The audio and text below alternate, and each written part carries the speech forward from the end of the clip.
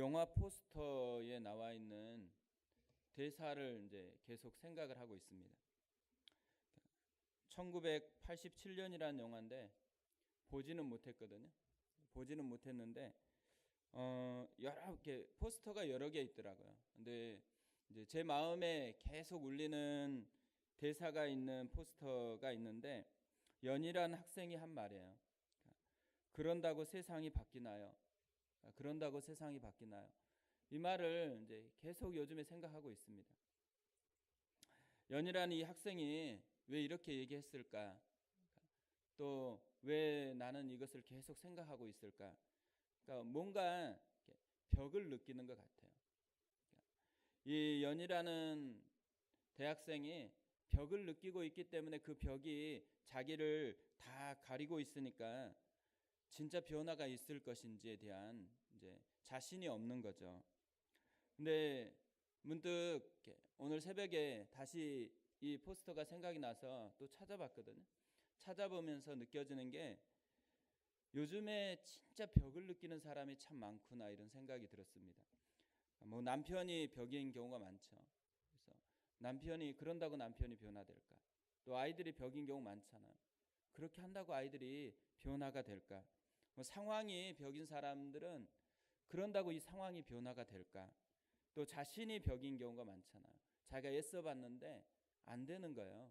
그러니까 자꾸 쳇바퀴 돌듯이 이렇게 되어지는 것을 보고 그런다고 내가 지금 결심한다고 내가 지금 기도한다고 내가 지금 말씀을 하나 더 본다고 그런다고 내가 변화가 될까? 교회를 보면 더 심각하죠. 그러니까 교회를 보면 이제 점점 더 심각해지는 것 같아요. 그리고 이제 또 그 간증 사건도 또 온누리 교회더라고요. 그러니까 이제 어떻게 보면 온누리 교회에서 이제 욕 먹는 것은 그거예요. 온누리 교회에서는 그냥 여러 명의 사람들 중에서 간증하기 위해서 한 명 뽑았다라고 얘기하지만 사람들은 왜 그 사람을 여러 명이 있는데 왜 그 사람을 선택했냐?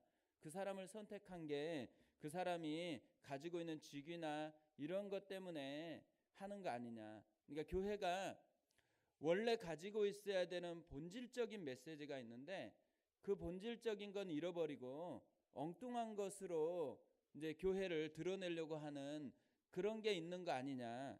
이런 것을 얘기하고 있는 거죠.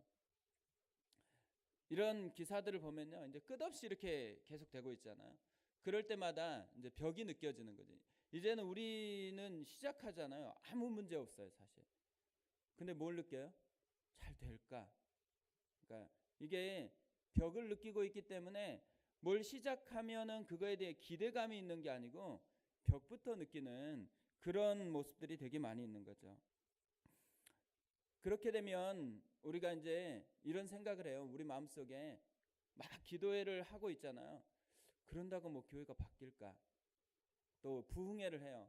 뭐 연초에 되니까 많은 교회들이 새벽마다 부흥회를 하고 또 성경 통독하는 그런 한 달 동안 성경 통독하는 새벽 예배를 드리고 이런 일들을 되게 많이 하더라고요. 근데 되게 그걸 하고 있는 사람들조차 마음속에 뭐가 있냐면 그런다고 변화가 될까? 그런데 어떻게 해요? 변화가 안 될지 모르지만 불안함은 더하니까 그냥 계속 그 일을 하고 있는 거예요. 그러니까 어떤 면에서는 우리가 뭔가 잃어버렸는데 잃어버린 것이 뭔지를 잘 모르는 채로 그냥 계속적으로 쳇바퀴 돌듯이 하고 있는 그런 현상이 있는 거죠. 근데 사실 이 대사를 누가 많이 할까 생각해 보니까 마귀가 우리 귀에 끊임없이 속삭이는 속삭임이 이 대사가 아닐까 이런 생각이 들었습니다. 사실 오늘 본문은 이 대사가 되게 어울리는 상황이거든요. 이 종교 지도자들 위협하면서 이제 제자들을 풀어줬습니다. 죽이는 것도 아니에요. 그냥 풀어줬어요. 왜 풀어줬겠어요? 이 종교 지도자들 마음속에 니들이 그런다고 뭐 특별하게 변화될 게 있겠어. 그렇게 예수라는 사람이 설쳤지만 결국 죽었지 않냐. 너네들이 예수의 제자니까 너네들이 그렇게 한다고 해서 세상이 뭐 바뀔 게 있겠어? 이게 이제 그들이 주는 메시지죠, 사실. 그런 속삭임을 하는 거죠. 그리고 발버둥 쳐봐라고 그냥 둔 거예요. 이런 느낌이라는 게 있잖아요. 공회가 소집됐고 그 속에서 수많은 그 실세들이 자기들을 비판하고 하지 말라고 위협하고 보냈을 때 위축될 수 있는 상황이잖아요. 그런 모습을 가지고서 제자들이 오늘 이 본문을 맞이한 거예요, 사실. 그러니까 위축되어 있는 제자들 속에 사단이 끊임없이 속삭이겠죠. 너네들이 그렇게 한다고 해서 뭔가 바뀔 것 같아? 열심히 뭔가를 해봐라. 그런다고 뭔가 특별한 게 일어날 것 같아? 근데 사실 이게 제가 상상한 거잖아요. 제자들은 안 그랬을 수도 있어요. 제자들은 막 그렇게 위축되지 않았을 수도 있는데 인간이면 그럴 거라고 생각합니다. 근데 문제는 뭐냐면 왜 이게 이렇게 느껴지냐면 지금 우리 상황이 그런 것 같다는 생각이 드는 거예요. 그러니까 지금 우리 상황이 사실은 종교 지도자들이 그렇게 한마디 했을 때 제자들이 그거에 이렇게 반응하는 것과 우리가 반응하는 건 되게 달라요. 우리는 이 소리를 들으면 진짜 그럴 것 같아요. 아무런 변화가 일어날 것 같지도 않고 오히려 그렇게 살면은 망할 것 같아요. 다른 길로, 그러니까 세상에 순응하는 길로, 그냥 피곤함을 피하는 길로, 이런 길로 가야 될 것 같은 그런 느낌이 있는 거죠. 그러니까 끊임없이 그렇게 속삭인다고 생각해요. 우리 속에 마귀가 계속해서 속삭일 때 어떻게 반응할 건가? 이게 이제 우리가 하나님 앞에 나아가야 될 길인 거죠. 31절에서 35절에 보면 이런 속삭임을 박살내는 그런 모습이 있습니다. 31절에 빌기를 다함에 모인 곳이 진동하더니 무리가 다 성령이 충만하여 담대히 하나님의 말씀을 전하니라. 믿는 무리가 한 마음과 한 뜻이 되어 모든 물건을 서로 통용하고 자기 재물을 조금이라도 자기 것이라 하는 이가 하나도 없더라. 사도들이 큰 권능으로 주 예수의 부활을 증언하니 무리가 큰 은혜를 받아 그 중에 가난한 사람이 없으니 이는 밭과 집 있는 자는 팔아 그 판 것의 값을 가져다가 사도들의 발 앞에 두매 그들이 각 사람의 필요를 따라 나눠줍니다. 그러니까 사실 이게 사도행전 2장에서 나왔던 사건하고 비슷해요. 성령의 강림이 있고 그리고 베드로가 설교했을 때 3천 명이 회개하고 난 후에 이런 사건이 있었어요. 그리고 또 안진뱅이 사건이 있고 나서 다시 이게 반복이 되는 거거든요. 근데 생각해 보세요. 왜 반복했을까? 그리고 또 하나는 왜 반복했던 내용을 다시 기록을 했을까? 그냥 기록하지 않고 바로 다음 사건으로 가도 되는데 왜 누가는 이 사건을 또 기록할까? 격려라는 게 있잖아요. 격려. 그러니까 저도 신방을 하고 나서 이렇게 가끔씩 격려를 받을 때가 있잖아요. 예전에 다락방 신방을 딱 끝마쳤어요. 그리고 집에 갔는데 순장님이 전화가 왔습니다. 내용은 그거예요. 지금 무슨 내용인지 모르는데 기도가 응답이 됐다는 거예요. 몇 년 동안 기도했는데 응답이 안 됐는데 목사님이 다락방에 와서 딱 기도하는 그때 응답이 됐다고. 그래서 제가 순장님 제가요 그때 그냥 기도했어요.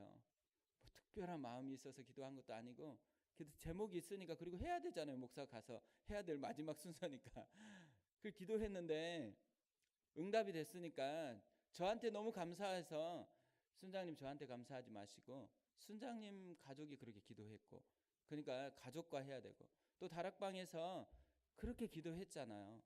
그러니까 이거는 내가 기도해서가 아니고 순장님과 다락방이 계속 기도했는데 근데 왜 그때 응답이 됐을까? 저한테 위로가 필요했는 것 같아요. 저를 하나님이 격려해 줘야 되니까 하필 그때 응답을 해준 거죠. 그래서 저는 순장님이 전화한 것만으로 충분히 이제 됐습니다. 근데 순장님은 다락방에 한턱 쏘시면 좋겠다고. 그리고 이제 마무리했거든요.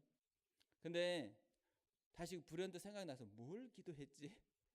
제가 그날 뭘 기도해 뭐가 응답됐는지 잘 모르겠는 거예요. 그래서 한번 물어볼까? 이런 생각을 했었는데요. 근데 사실 이 사도들이 진짜 격려가 필요한 사람이거든요. 근데 사실 사도들이 격려가 필요한 것보다 더 필요한 격려가 필요한 사람 누구냐면 이 성경을 읽는 사람이 격려가 필요해요.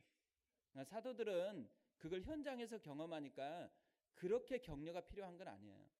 근데 읽는 사람은 진짜 격려가 필요해요. 그러니까 오늘 우리가 말씀을 듣는 사람에게 이 격려가 필요한 거죠. 그래서 다시 반복해서 기록을 해 놓았습니다. 똑같은 부흥이 반복된다라는 거예요. 그러니까 이 말은 뭐냐면 하나님의 역사가 지금도 계속적으로 반복해서 일어난다라는 얘기예요. 그러니까 하나님의 역사가 지금 나의 사건으로 일어날 수 있다라는 거죠. 그게 또 기록하는 이야기가 담긴 메시지예요. 다윗도 이렇게 얘기했습니다. 다윗이 벽을 느꼈죠. 사울 왕이 끊임없이 자기를 죽이려고 하니까 도망자로 계속 살면서 느끼는 게 뭐예요? 우리가 도망자가 아니니까 잘 모르겠죠. 근데 도망자들이 느끼는 것은 그때 한 번 잘 피했다고 안심되는 게 아니에요. 또 다시 피해야 되고 또 다시 피해야 되니까 끊임없이 마음에 불안함이 있고 그 불안함은 이제는 어디를 가도 불안하기 때문에 벽이 있죠, 마음에. 근데 다윗은 시편 18편 29절에서 우리가 참 잘 알고 있는 말씀이거든요. 내가 주를 의뢰하고 적군을 향해 달리며 내 하나님을 의지하고 담을 뛰어넘나이다. 적군을 달리고 담을 뛰어넘는 게 중요한 게 아니에요. 주를 의뢰하고 내 하나님을 의지하고 하나님을 힘입는 사람이 가지고 있는 능력, 하나님을 경험할 때 일어나는 축복이 이 담이나 적군을 향한 태도가 달라진다라는 거예요. 벽을 바라보는 것도 달라지고 벽을 향해서 나아가는 태도도 다 달라진다라는 게 다윗이 경험한 은혜였던 거죠. 그러니까 오늘 우리 마음속에 이런 은혜가 있었으면 좋겠습니다.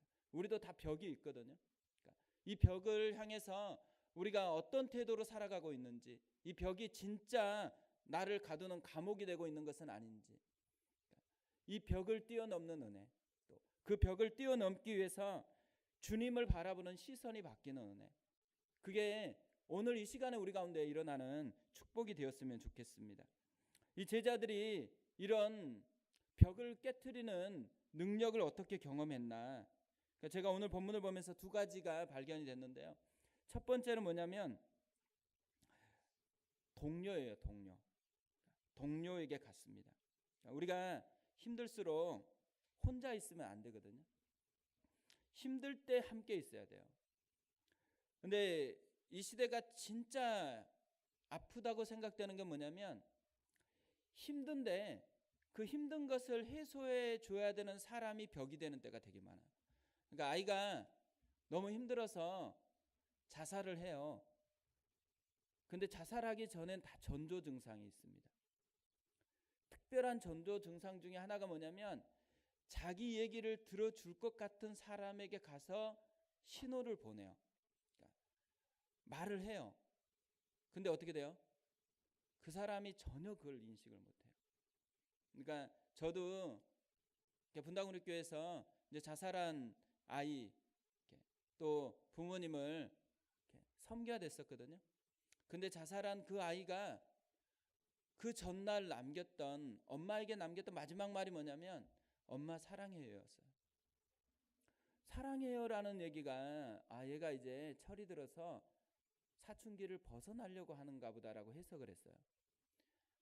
근데 아이는 뭐예요? 마지막 인사였어요. 그리고 밤새 잠 한숨도 안 자고 새벽에 뛰어내렸어요. 그러니까 어떻게 보면요, 우리 속에 누군가가 아픔을 가지고 와서 다가올 거예요. 그 다가와서 마음을 얘기할 거예요. 근데 마음을 얘기하는데 다 뭘 전제로 하고 얘기해요? 자세하게 얘기하진 않아요. 알아줬으면 좋겠다라는, 그러니까 알아줬으면 좋겠다라는 마음을 가지고 얘기하는데 사실은 그 마음을 잘 몰라줍니다.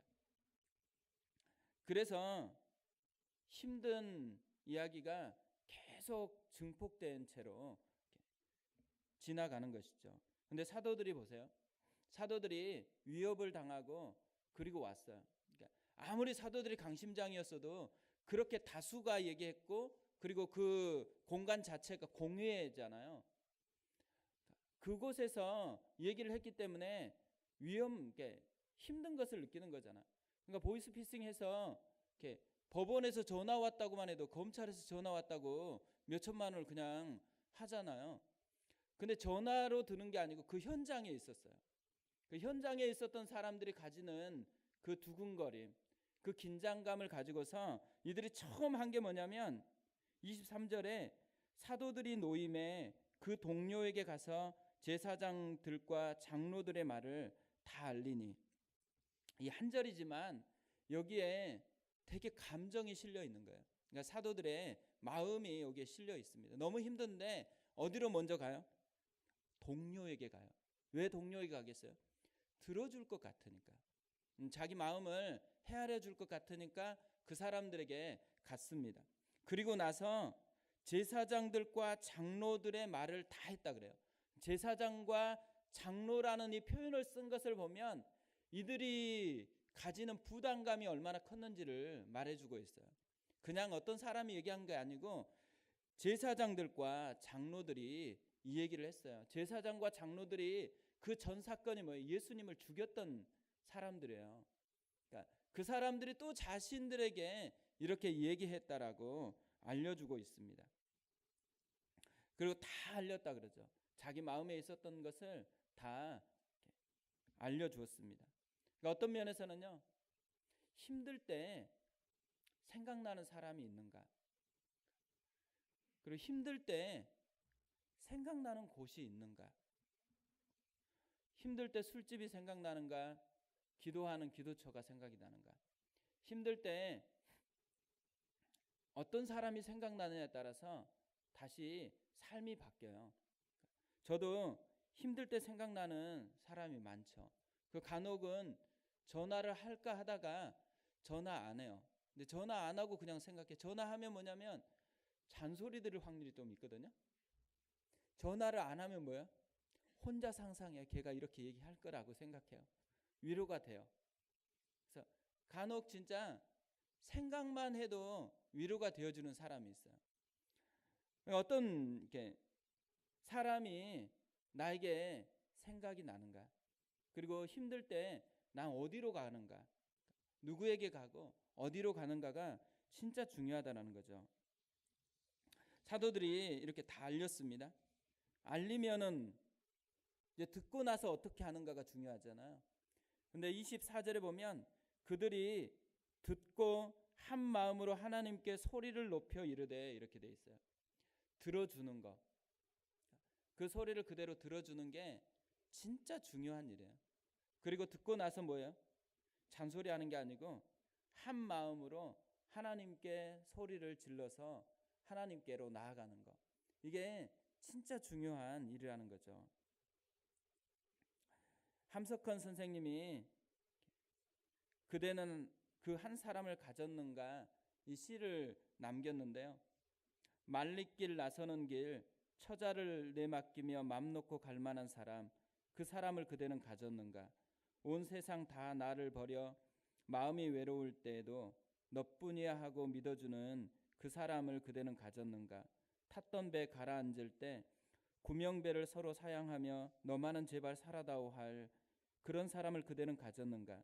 잊지 못할 이 세상을 놓고 떠나려 한때 너 하나 있으니 하며 빙그레 웃고 눈을 감을 그 사람을 그대는 가졌는가. 온 세상의 찬송보다도 아니요 하고 가만히 머리 흔들 그 한 얼굴 생각에 알뜰한 유혹을 물리치게 되는 그 한 사람을 그대는 가졌는가. 제가 이 시를 졸업하면서 이 시를 봤던 것 같아요. 그러니까 뜻으로 본 한국 역사, 그 책을 보면서 이 책에서 이제 나와 있었던 시였기 때문에, 근데 이 시를 되게 많이 봤거든요. 근데 오늘 이 시가 생각나면서 두 번째로 나와 있는 이 표현, 온 세상 다 나를 버려 마음이 외로울 때에도 너뿐이야 하고 믿어주는 그 사람을 그대는 가졌는가. 힘들 때, 나 외롭다고 할 때 또 나가서 얘기를 하면 함께 손을 잡고 들어주고 기도할 그 사람이 있는가. 나에게는 그런 영혼의 친구가 있는가. 이게 진짜 중요한 문제라는 거예요. 그 사람이 있을 때 벽을 넘어설 수 있는 거예요. 혼자 벽을 넘어서는 게 아니에요. 사람이 있을 때 벽을 넘어서는 거거든요. 우리가 제자 훈련을 하거나 이렇게 했을 때 제자 훈련을 하면 결과물이 뭘까요? 예수님은 제자 훈련의 결과물이 성경을 쓰거나 어떤 업적을 남기는 게 아니었어요. 남긴 게 딱 사람이에요, 사람. 그러니까 함께할 사람들이거든요. 저도 그렇다고 생각해요. 제자 훈련을 하면 막 책에 빽빽히 적는 분도 있잖아요. 근데 제가 뭐 당연히 알죠. 안 봐요, 사실. 그거 또 보겠어요? 고난의 흔적이잖아요. 근데 사람이 중요해요. 함께하는 사람을 만날 수 있는 기회가 된다라는 거. 그러니까 사실 교회에 오는 진짜 중요한 이유가 뭐겠어요? 교회에 오는 것은 사람을 만나기 위해서 온다고 생각해요. 하나님은 교회가 사람이라 그랬잖아요. 한 사람 한 사람이 교회예요. 그 교회가 된다라는 게 어떤 일이 있을 때 이 사도들처럼 가서 동료가 될 수 있는 사람, 같이 마음을 논하고 자기의 어려움을 얘기하고 외로울 때 자기의 손을 잡아줄 수 있는 사람이 되는 게 교회이거든요. 제가 이렇게 교회가 점점 성장하면서 자꾸 잃어버리는 것 중에 하나가 뭐냐면 이 외로울 때 사람은 많은데 마음을 얘기할 사람이 없어져요. 그게 가장 큰 위기이죠. 우리가 현대인들은 적절한 선을 가지고 살아갑니다. 너무 다가오면 무례하게 느껴지고요. 또 너무 멀면 어떻게 해요? 버림받은 것 같잖아요. 외롭고. 그래서 경계선이 어느 선에서 딱 살아가요. 근데 그 경계선이 깨지지 않기 때문에 진짜 외로울 때는 찾아갈 사람이 없어요. 저도 군대에 있을 때요. 매일 기도회를 했거든요. 이제 때로는 진짜 없을 때는 둘이 하고 어떤 때는 혼자 할 때도 있고 그 3명 할 때 있고 그러니까 이 부대를 쭉 돌면서 기도하다가 부대가 뭐 그렇게 큰 것도 아니에요. 매일 돌면서 기도하다가 그냥 이제 일정하게 한 장소를 정해서 모여서 기도를 하는 거예요. 근데 군 생활이 쫄병일 때 이렇게 막 하니까 고달프잖아요. 그러니까 와서 이제 기도하다가 한 날은 기도하려고 모였는데 힘든 이제 한탄 하는 거예요. 자기 막 힘든 얘기 하다가 우리 그럴 게 아니라 한번 자기를 위해서 기도해 줄 것 같은 사람 한번 써보자 그래가지고 종이에다가 이름을 썼어요. 근데 쓸 때 일단 생각나는 사람을 다 써요. 다 썼는데 다시 이제 진짜 이 시간에 기도해 줄 것 같은 사람 빼고 나머지 다 지워보자고. 그걸 하지 말았어야 되는데 근데 다 지워지는 거예요. 그래서 맨 마지막에 우리 엄마도 예수를 안 믿으니까 기도해 줄 사람이 없구나. 나를 위해 진짜 기도해 줄 사람이 없구나. 그런 생각이 들었거든요. 그때 문득 이제 누군가 날 위해 기도하네. 그 찬양이 마음에서 이렇게 나오는 거예요. 그때 그 찬양을 부르면서 뭘 생각했냐면 예수님은 날 위해 기도하고 있다. 예수님은 하늘에서 날 위해 기도하고 있잖아요. 근데 제대해가지고요. 제가 옹기선 목사님하고 같이 살았거든요. 제대해서는. 근데 같이 있는데 옹기선 목사님께 전화가 왔어요. 막 통화하더니만 갑자기 옹 목사님이 이렇게 제가 제대를 했다고 전역을 했다고 얘기를 하는 거예요. 그리고 같이 있다고. 그러니까 이 자매가 이제 반가워서 저를 바꿔달라고 그렇게 얘기했습니다. 근데 제가 통화하다가 너무 놀라운 사실을 알았어요. 이 자매가 매일 저를 위해서 기도를 해줬다는 군 생활일 때. 놀랍죠. 제가 이렇게 얘기하니까 제 아내인 줄 알고 있는데 제 아내는 아닙니다. 제가 이렇게 그때 대학 1학년 때 평생 기도 순이라는 걸 만들었어요.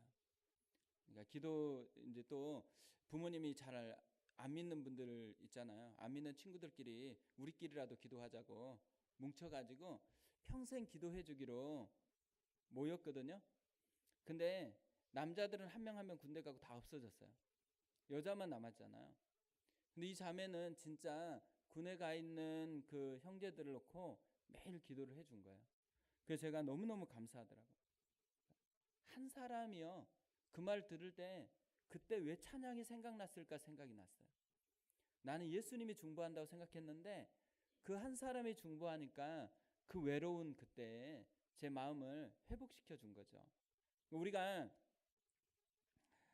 둘 중에 하나요. 내게 그런 사람이 있는가를 생각해 보는 거라고. 또 하나는 뭐냐면 내가 그 사람이 될 수 있는가요. 내가 올 한 해 누군가가 힘들 때 나를 생각하면서 위로를 받을 수 있는가. 누군가가 진짜 힘들 때 자신의 힘든 것을 말해주고 그 말하면 듣고 기도해주는 그 사람이 내가 될 수 있는가. 그러면 그 기도해 주는 사람도 행복할 거고요. 그 기도를 받는 사람도 행복할 거죠. 그리고 문제가요. 아무리 큰 문제도 더 이상 문제가 안 돼요. 문제를 대체하는 방법. 그러니까 벽을 없애는 방법 중에 하나가 누군가가 그렇게 자기의 마음을 알아주는 그 사람이 되어주는 거죠. 사도들은 그 사람이 있었던 거예요. 그러니까 자신의 마음을 얘기하고 그렇게 기도하고 함께 해줄 사람이 있으니까 이 담을 뛰어넘는 거고요. 그 교회는 그런 곳이 되어야 된다는 거죠. 교회 속에서는 한 사람 한 사람이 누군가가 마음을 얘기해야 되고 그 마음을 듣고 기도해 주는 것이 교회가 되어야 된다는 거죠.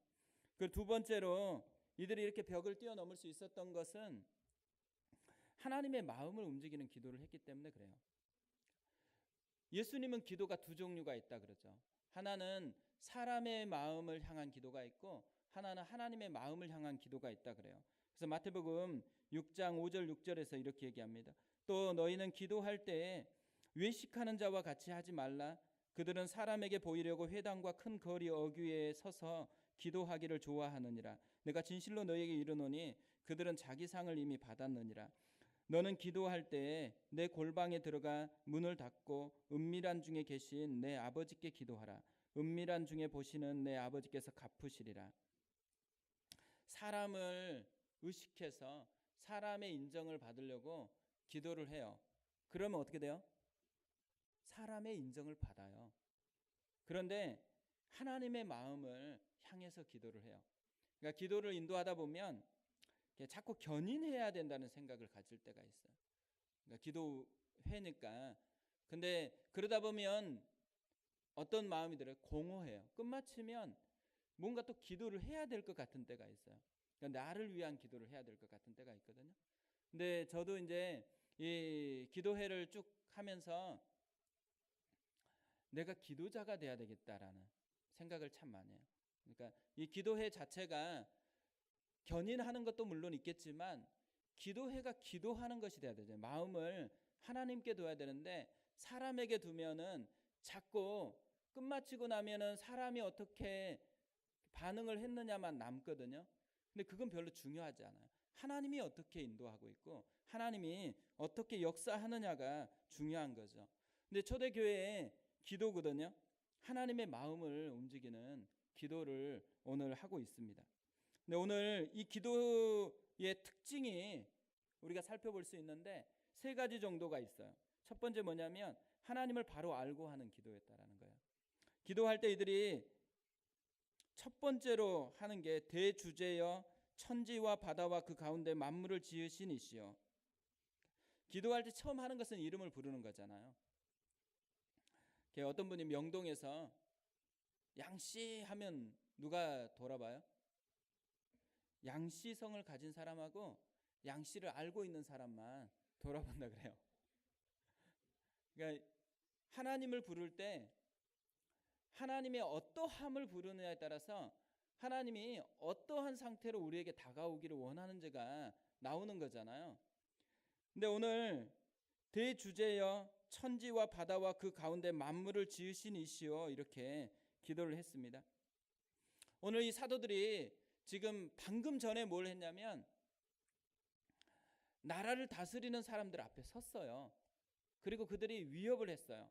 하지 말라고. 근데 이들 속에서 그 위협을 가지고 지금 다 얘기했잖아요. 동료들에게 다 얘기하고 난 후에 이들의 시선이 바뀌었어요. 대제사장이나 이런 사람들의 다스림이 아니고 하나님의 다스림이 자신들에게 느껴졌던 거죠. 그래서 대주제라 그래요. 통치하시는 하나님. 주인 되시는 하나님에 대해서 그들이 다시 회복을 했어요. 그리고 그 주인 되신 근거가 뭐냐면 모든 것을 창조하셨기 때문에, 창조주 하나님이시기 때문에 당연히 다스리고 있는 거죠. 근데 눈앞에는 뭐만 보이는 거예요? 권세 있는 사람들. 그 사람들이 눈앞에 보이지만 그 보이는 것이 다스림을 결정하는 건 아니라는 거예요. 그러니까 보이지 않는 하나님이 다스리고 있다라는 것을 그들이 선언하면서 지금 하나님 앞에 기도하고 있다라는 거죠. 우리가 기도할 때요, 출발은 필요에 의해서 기도할 때가 많습니다. 내 문제가 있죠. 근데 내 문제라는 것은 어떤 정의를 함축하고 있냐면 그 문제가 내 삶에 영향을 미친다라는 것을 함축하고 있어요. 그 문제가 나한테 영향을 안 미쳤으면 내가 기도하지 않았을 거예요. 그 문제가 영향을 미친다는 걸 모르면 그 문제가 나를 다스린다라는 거예요. 내 인생을 다스리고 내 삶을 다스린다라는 거잖아요. 그 다스림을 내려놓아야 된다라는 거예요. 이 사도들이 지금 한 행위가 뭐냐면 엉뚱한 것이 자신의 삶에 영향을 미치니까 그 영향을 미치는 그 다스리는 주인을 내려놓고 진짜 주인이신 하나님을 다시 모신 거예요. 그래서 하나님께 다시 대주제여 이렇게 고백하면서 하나님께 나아가는 거죠. 기도할 때 첫 번째로 해야 될 것은 누가 주인이냐에 대한 문제예요. 내 문제에 대해서, 내 상황에 대해서, 내 기도 제목에 대해서 누가 진짜 주인이냐, 하나님이 주인이냐 아니면 그 문제가 나를 이끌어 가느냐, 이것을 다시 점검해야 되는 것이죠. 전 대학 때 진짜 많이 들었던 말이 뭐냐면 누가 역사의 주인이냐, 이 말을 진짜 많이 들었던 것 같아요. 대학 1학년 때 절반은 이렇게 강의실이 쇠사슬로 묶여 있었어요. 그리고 강의실 들어가 본 적이 없어요. 다 뭐예요? 바깥에서 뭐예요?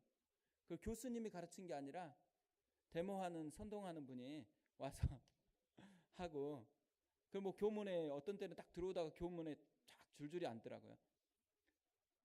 왜 앉지 이렇게 봤는데 앞에는 이렇게 싸우려고 이미 청바지를 입고 있는 그분들이 쫙 서 있고요. 이제 딱 한 명 한 명 앉아요. 근데 제가 이제 딱 들어오면서 앉을까 말까 고민하는데 갑자기 노래를 부르기 시작하는 거예요.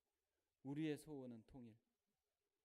근데 남자들이요 다 앉아서 우리의 소원은 통일을 부르는데 너무 이렇게 장중한 거예요. 경외감이 들어가지고 제가 그 옆에 앉아가지고 같이 불렀습니다. 그리고 나서 그 노래가 끝나자마자 최루탄이 날라오고, 그리고 나서 도망쳐서 뒤로 가고. 근데 그때 이제 계속 그 시간을 보내는 거잖아요. 5월 어느 쯤이었던 것 같아요. 5월 어느 쯤에 순장님이 저에게 역사의 주인이 누구라고 생각하니? 너는 역사의 주인이 누구라고 생각하니? 이걸 질문했어요.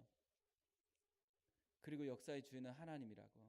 그럼 너는 앞에서 데모하면서 그 누군가와 싸울 때 너 뭘 움직이기 위해서 싸우니? 그러니까 제가 사실 되게 충격이 됐어요. 한 번도 생각해보지 못한 주제잖아요. 누가 역사의 주인인가? 근데 하나님이 역사의 주인이라고 믿으면 하나님의 마음을 움직여야 된다. 하나님의 마음을 움직이는 뚜렷한 방법은 하나님께 기도하는 것밖에는 없다. 그래서 저한테 기도하러 가자라는 거예요. 이렇게 생각해 보세요. 진짜 많은 사람은 전부 다 데모하는 데 있어요. 순장님하고 저하고 장소도 없어요. 산에 올라가가지고 둘이서 처음 기도하는 거예요. 그리고 조금 있으니까 또 옹기선 목사님 오니까 3명이서 기도하기도 하고요. 몇 명이서 이렇게 기도를 했거든요. 기도하고 내려올 때 감정을 생각해 보세요. 앞에 진짜 많은 사람들이 데모하는 현장이 있고요. 저는 3명, 때론 2 이렇게 가요. 진짜 초라하거든요. 근데 어느 날 이제 그게 저한테 설득이 됐나 봐요. 근데 오라 그러지 않아도 가는 거예요. 근데 가다가 저희 과에 여자애가 4명 있었는데 4명 중에 1명을 만났어요. 어디 가니 물어보더라고요. 제가 기도하러 간다고 했더니만 미친놈. 저리 가야지 왜 저쪽으로 가냐고 그렇게 하는 거예요. 설명할 말이 없어요. 근데 미친놈이 돼버렸어요. 그러니까 이왕 미칠 바에는 가서 계속 하면 되는 거잖아요. 근데 1987년 그 영화에서도 결국 하고 싶은 메시지가 뭐냐면 변한다라는 거예요. 누군가 희생을 통해서 뭔가를 통해서 변한다라는 거예요. 근데 생각해 보세요. 그 많은 사람들이 지금 그 희생을 딛고서 이 나라가 여기까지 왔다 그래요. 그것도 맞죠. 진짜 많은 사람이 피를 흘렸고 그것 때문에 왔어요. 그렇다고 그게 역사를 바꾸는 것인가? 역사의 주인이 진짜 누군가? 그게 진짜 중요한 문제예요. 왜냐하면 역사의 주인이 누군가에 대한 것은 되게 거대 담론이잖아요. 근데 내 문제의 주인은 누군가는 나에게 실제적인 그런 문제예요. 내가 생각하고 있는 문제 그 주인은 누굴까? 내 가정에 있는 문제 누가 주인일까? 내가 생각하고 있는 한 사람 한 사람을 보면 그 사람 가운데 있는 아픔이 있잖아요. 그 아픔의 주인은 누구일까? 근데 많은 사람들은 뭐냐면 그 아픔 자체가 주인인 경우가 되게 많아요. 문제 자체가 주인인 경우가 되게 많아요. 그래서 기도를 해도 뭐냐면 문제만 계속 나열할 뿐이지 하소연을 하고 가는 거예요. 근데 그 문제를 다스리는 하나님을 안고 가는 게 아니에요. 문제를 안고 왔으면 문제의 주인이 바뀌어서 돌아가야 돼요. 내 삶 가운데 진짜 하나님이 주인이시다라는 것을 믿고 그렇게 가야 된다라는 것이죠. 예수님은 사람이 떡으로만 살 것이 아니다 그랬어요. 그리고 하나님의 입에서 나온 모든 말씀으로 살 것이다. 그러니까 말씀으로 산다라는 게 뭐겠어요? 우리는 떡으로 사는 게 익숙해요. 사실 돈을 버는 이유 또 여러 가지 어떤 경우는 기도하는 이유도 떡으로 살기 위해서 기도한 때가 많잖아요. 근데 말씀으로 산다라는 거예요. 이 차이를 알 수 있는 사람, 그러니까 문제가 주인이냐 하나님이 주인이냐 이 차이를 알 수 있는 사람, 그 사람을 통해서 벽이 깨져요. 그 사람을 통해서 진짜 하나님의 나라가 다시 일어나기 시작한다라는 거죠. 그러니까 어떤 면에서는 사단이 마귀가 우리에게서 빼앗아가 버린 게 뭘까 이렇게 생각하면요, 기도를 빼앗아간 것은 아니에요. 교회마다 기도회는 다 해요. 그리고 말씀 묵상을 빼앗아간 것도 아니에요. 말씀 묵상을 다 해요. 연초되니까 더 해요. 그러다가 이제 또 신약 성경 또 다 통독 못했으면 또 힘들어지잖아요. 저도 잠언 필사 이렇게 해놨는데 괜히 했다 생각했어요. 다음부터 절대 그런 일을 하지 말아야 되겠다 이 생각했어요. 하루에 한 절씩만 필사하는 할 수 있는 것에 도전해야지 너무 무리한 도전은 마음에 오히려 짐을 만든다 이 생각을 했거든요. 근데 뭐가 문제냐면 사람들이 할 건 다 하는데 진짜 만나야 되는 주인을 못 만나는 거예요. 그러니까 하면서 그 하는 이유가 그 주인을 만나기 위해서 하는 거잖아요. 기도하는 이유는 하나님을 만나기 위해서 기도를 해요. 또 말씀을 보는 이유는 말씀하시는 하나님을 만나기 위해서 기도를 해요. 말씀을 봐요. 근데 말씀만 보고 기도를 할 뿐이지 공부할 뿐이지 자기 인생의 주인은 안 바뀌어요. 그러니까 여전히 그 상태로 쳇바퀴를 도는 거죠. 그 쳇바퀴를 계속 돌면 돌수록 이 말이 들릴까요? 그런다고 달라지냐고. 전혀 안 달라지죠. 오히려 짐이 늘어나는 거예요. 근데 오늘 이 사도들은 이걸 깨달았다라는 거예요. 그러니까 성령님이 우리 가운데 주고자 하는 선물 중에 하나는 이걸 바꾸는 거라고 생각을 합니다. 우리 속에 하나님의 영이 오셔서 내 주인 된 것을 하나님의 주인 된 것으로 바꿔주려고, 그걸 위해서 기도하라고 하고, 그걸 위해서 말씀을 보라고 하고, 그것 때문에 교회로 오라 그러고, 그것 때문에 예배를 드리라고 그렇게 말씀하는 거죠. 그리고 이들이 그걸 깨닫고 나니까 상황을 해석하는 게 달라져요. 그래서 25절에 또 우리 조상 다윗의 입을 통하여 성령으로 말씀하시기를 어찌하여 열방이 분노하며 족속들이 허사를 경영하는고, 이 시편 2편의 말씀을 인용을 합니다. 말씀이 삶을 해석하는 것이 되었다라는 거죠. 우리는 대부분 욕망을 추구해요. 욕망. 그러니까 상황이 빨리 바뀌어지기를 추구해요. 기도하는 이유가 있다면 뭐냐면 그 기도를 통해서 상황을 바꾸기 위해서지 하나님의 말씀이 내게 이루어지기 위해서 하는 것은 아니에요. 근데 오늘 제자들은 자기의 상황을 바꾸고자 하는 게 아니에요. 욕망을 내려놓고 말씀이 자기 삶을 끌고 간다라는 것을 깨닫게 되어지니까 그때 떠오른 이 시편 2편 말씀을 붙들고서 기도를 하는 거죠. 그래서 세 번째로 말씀 때문에 상황을 뛰어넘는 기도를 해요.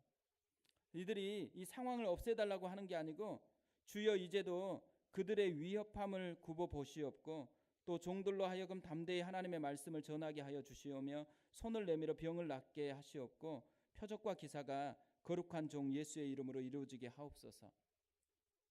위협함이 있어요. 위협함을 없애달라는 게 아니고 위협함을 살펴달라는 거예요. 위협함 속에 있는 자신을 보아달라는 것이죠. 그러니까 하나님의 시선이 그들의 기도예요. 하나님의 임재가 그들의 기도고 그 어려움 가운데 함께 하시는 하나님이 더 중요하다라는 것을 알았어요. 그러니까 위협 당하는 것보다 아픈 것보다 어떻게 보면 힘든 것보다 더 중요한 게 뭐냐면 하나님의 함께 하심. 하나님의 임재가 그들에게는 더 중요하다라는 것을 고백을 하고 있는 것이죠. 그러니까 우리가 이렇게 이제 위협함을 당했을 때요, 우리 자신은 그 위협함을 없애려고 하는 게 익숙하잖아요. 그러니까 우리의 기도는 대부분 그 상황을 해결해 달라는 기도예요. 근데 오늘 제자들은 상황을 해결해 달라는 게 아니에요. 그들이 깨달은 건 뭐냐면 상황보다 더 중요한 게 있다라는 거죠. 그 상황보다 더 중요한 것은 하나님의 임재예요. 그리고 또 하나 뭐예요? 사명. 그 상황 속에서도 자신들이 어떤 길을 걸어가야 될 것인지에 대한 사명. 그래서 말씀을 담대하게 전하게 해주시고 예수님의 이름 때문에 회복이 일어나는 하나님의 나라의 임재가 펼쳐지게 해달라고 기도를 하는 거잖아요. 근데 생각해 보세요. 우리는 어떻게 기도하냐면 이게 응답이 돼야지 하나님 앞에 헌신하겠다고 기도해요. 뭐 문제가 해결되면 하나님 내가 그러면 그때 알아서 하나님 앞에 헌신하겠다고 그렇게 얘기하죠. 그리고 또 어떤 경우는 아픔이 있으면 어떻게 돼요? 상처가 주는 강력한 특징이 뭐냐면 상처는 마음을 식어지게 해요. 그리고 상처받는 교회에서 상처받는 사람은 게으른 사람은 아무도 상처 안 받습니다. 교회에서 상처받았다 이 말은 열심히 했다라는 거예요. 열심히 했는데 상처를 받아요. 그럼 어떻게 돼요? 아무것도 하기 싫어요. 그래서 우리 교회에 전 교회에서 상처받고 오시면 분당우리께서 신방해보면 뭐예요? 아무것도 시키지 말아달라고. 다락방도 필요 없고 자기는 그냥 그대로 두시라고, 예배만 드리겠다고 그렇게 하시는 분이 진짜 많았어요. 그럼 또 우리는 굉장히 순종을 잘하잖아요. 그래서 아무것도 안 합니다. 근데 또 서운해하세요. 왜 서운해요? 아무것도라는 이 말 속에서는 뭐는 없는 거냐면 관심이 없는 것을 의미하는 건 아니에요. 우리 바쁘잖아요. 그러니까 아무것도 해달라고 요구하지 않으면 진짜 아무것도 안 해요. 마음도 이미 딴 사람들이 계속 해달라는 사람에게 마음이 가지 안 해달라는 사람에게 마음이 가는 건 아니거든요. 그러니까 잊혀진 존재가 돼요. 그러면 그거에 대해서 또 힘겨워하는 그런 게 있죠. 근데 제가 그런 분들을 계속 보다가 무슨 생각이 들었냐면 상처를 붙들고 있는 것도 사단에게 매이는 거다라는 생각이 들었어요. 마귀가 상처라는 이것을 통해서 자신을 완전히 장악하고 있는데 근데 상처 속에 갇혀 있으니까 안 보이는 거예요. 사실 그리스도인은 상처나 상황이나 환경에 갇힌 사람이 아니에요. 그리스도인은 오직 하나님께 갇힌 사람이고 하나님께 매인 사람이고 사명에 매인 사람이거든요. 자신이 해야 될 일에 뚜렷한 사람이 그리스도인이에요. 그래서 그 뚜렷한 일을 하기 위해서 뭘 뛰어넘어요? 상황, 자기 문제, 자기 약함, 자기가 하나님 앞에 이 문제만 해결되면 내가 어떻게 하겠습니다라고 한 그것을 뛰어넘어야 돼요. 우리가 하나님 앞에서 그렇게 살아갈 때 이런 벽들을 뛰어넘을 수가 있는 거죠. 마지막으로 한 예화로 마무리할까 하는데요. 이게 되게 전통적인 예화거든요. 다 알고 있을 거예요. 근데 불현듯 생각이 났습니다. 무슨 예화냐면 천국에서 이렇게 교회들을 살펴보는 거예요. 근데 교회 지붕에 마귀들이 있습니다. 두 교회를 이렇게 살펴보는데 한 교회는 마귀들이 다 자고 있는 거예요.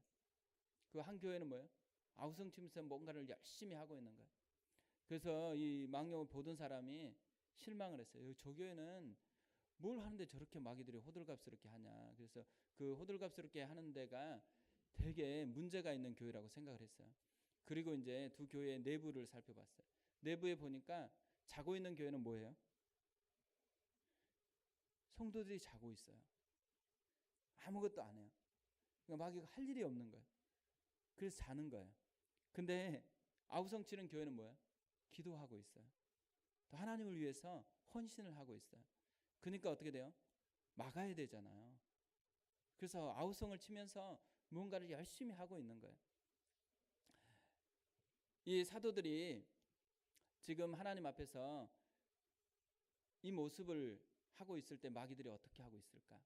마귀들이 사실 장로들과 이 사람들을 통해서 대제사장들을 통해서 이들이 잘 거라고 여긴 거잖아요. 이제 이 정도 위협했으니까 잘 거라고 생각했는데 실제는 뭐예요? 이것 때문에 가서 안 하던 기도까지 불이 붙어가지고 더 하고 있는 거예요. 그리고 또 뭐예요? 더 헌신을 하겠다고 결단까지 해요. 그러니까 그 위에 성령의 역사가 임했죠. 그리고 또다시 하나님의 부흥이 그들 속에 나타난 거예요. 우리가 우리 자신이 올 한 해 이렇게 지나갈 때 1월 벌써 사라졌거든요. 2월 달입니다. 2월 가면서 우리는 누구를 힘들게 하는 사람이 될 건가? 마귀를 힘들게 하는 사람이 될 건가? 주변에 있는 사람을 힘들게 하는 사람이 될 건가? 또 누구를 괴롭히는 사람이 될 건가? 차이가 있죠. 그것을 결정하는 것은 어디에 달려 있을까라고 생각해 보면 하나님 앞에서 내가 어떤 관점으로 하나님 앞에 나아가느냐에 따라서 달라진다고 생각해요.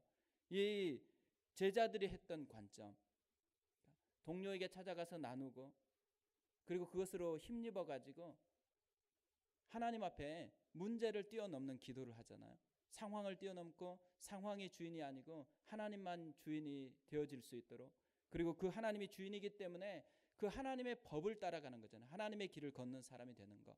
그래서 주의 이름 힘입어서 표적과 기사가 일어나고 주의 복음을 증거하는, 그러니까 말씀대로 살아보겠다라는 거잖아요. 자기의 욕망이 아니라 자기 생각대로가 아니고 말씀이 그렇게 요구하면 그러면 힘들어도 그걸 해보겠다라는 거예요. 사랑해라 그러면 어떻게 해요? 힘들잖아요. 제일 힘든 그 요구가 사랑하라는 요구인 것 같아요. 근데 주님이 굉장히 쉽게 그걸 요구해요. 마음을 다해서 또 사랑하라 그러고 목숨을 다해서 사랑하라, 뜻을 다해서 사랑하라 그래요. 근데 이 세 단어, 마음을 다하고 목숨을 다하고 뜻을 다해서 사랑하라는 게요, 절대로 결심으로 못해요. 절대로 우리 힘으로 못하거든요. 근데 굉장히 쉽게 그걸 얘기합니다. 왜 쉬울까요? 하나님과 함께하면 주님의 말씀에 순복해서 그렇게 하기로 작정하고 주를 힘입으면 가능하기 때문에. 근데 주님이 없으면 불가능한 말이에요. 올 한 해를 그렇게 살았으면 좋겠습니다. 올 한 해 우리가 연말에 자기 삶을 돌아볼 때 무슨 흔적이 남았을까 이렇게 생각할 때 주님이 내 주인인 흔적, 그리고 주님 때문에 내 벽을 뛰어넘어서 내가 넉넉하게 하나님 앞에 나아가서 하나님의 뜻이 이루어지는, 하나님의 말씀이 이루어지는 그 흔적이 남는 그런 은혜가 있었으면 좋겠습니다.